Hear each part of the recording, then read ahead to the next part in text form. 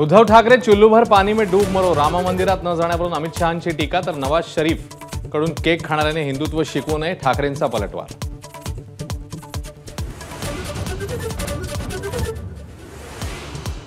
मोदी आणि शहांसोबत असलेल्या सलगीवरून उद्धव ठाकरेंचा राज यांना टोला, मनसेचा गुनसे असा उल्लेख, तसंच महाराष्ट्र द्रोह्यांना साथ देणाऱ्यांसोबत जाणार नसल्याची स्पष्टोक्ती।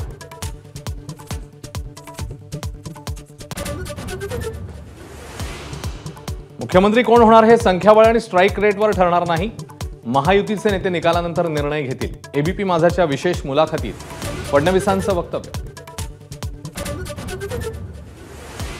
मुख्यमंत्री पदाच्या शर्यतीत नसल्याची अजित पवारांची स्पष्टोक्ती, मुख्यमंत्र्यांची निवड महायुती आमदारांच्या बैठकीतच, सोबत काम केलेल्या मुख्यमंत्र्यांमध्ये विलासराव देशमुख सर्वोत्तम, अजित पवारांची प्रांजळ कबुली।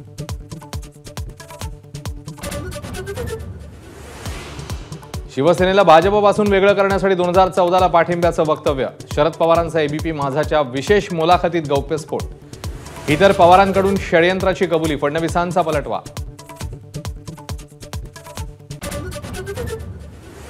जर कोणी वोट जिहादचा वार करत असेल तर गप्प का बसायचं, देवेंद्र फडणवीसांचा प्रश्न।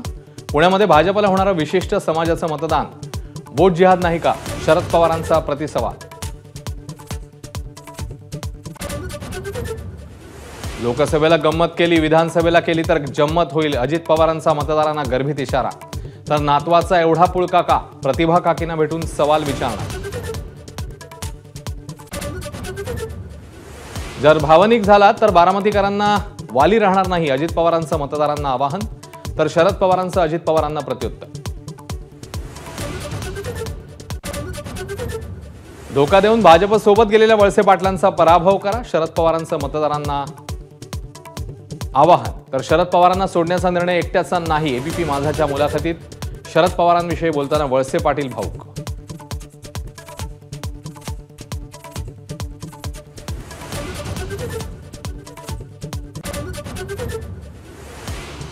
अदानींसोबत शहांनी बैठक घेऊन मविया सरकारची चोरी केली, राहुल गांधींची टीका, धारावीची जमीन अदानीच्या घशात घालण्यासाठी सरकार पाडल्याचाही केला आरोप।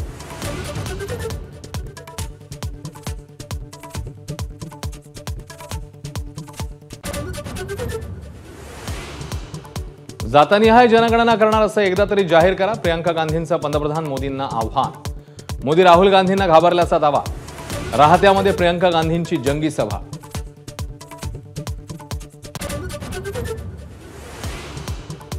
संगमनेरमध्ये दहशत असल्याचा दावा करणाऱ्या विखे पाटलांना थोरातांचं आव्हान, एबीपी माझाच्या बातमीचा दिला संदर्भ, संगमनेर आणि शिर्डीचा सर्वे करा, थोरातांचं आव्हान।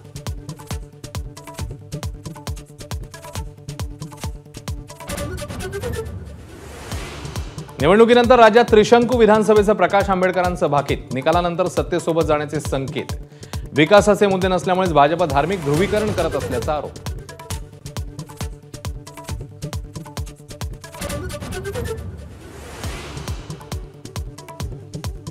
विधानसभा निवडणुकीच्या तोंडावर कल्याणच्या शिळफाटा परिसरातनं 5.5 कोटींची रोकड जप्त, तर ठाण्यातून 15 अवैध शस्त्र आणि 28 जिवंत काडतुसं जप्त।